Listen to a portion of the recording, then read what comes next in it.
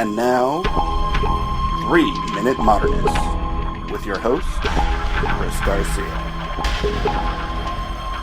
The National Portrait Gallery in London is not my favorite museum.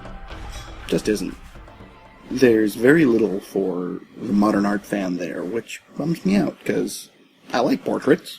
I just like them with a modern sensibility. But they do have a modern section that left me kind of cold. The entire museum sort of did.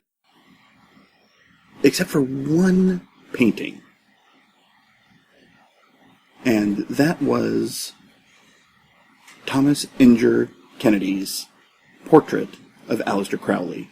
Now, Crowley may be known to you from the founding of Thelema, the religion which is based on the phrase, "Do what thou will shall be the whole of the law." But he's better known as a mystic, as a potentially charlatan, as a figure. And I like to say every high school kid goes through their Crowley phase. But here this portrait is remarkable on a couple of different levels for me. And the first is the incredible flatness of it. And it's not quite a Laguerre or a Matisse sort of flatness. But there's very little attempt to give it depth.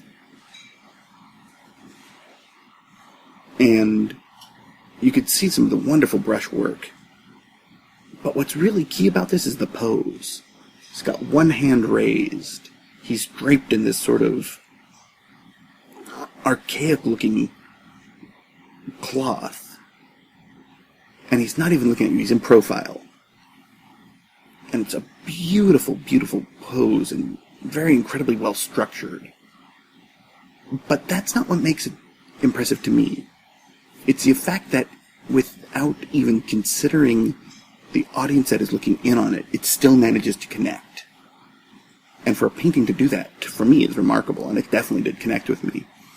And if you look over to the sign at the side, there's a little write-up, and then at the bottom there is a thing, due to donation restrictions, do not photograph this painting. And knowing something about the somewhat non-traditional opinions of Mr. Crowley, I of course snapped a couple of pictures, because I'm 90% certain the Beast would have approved.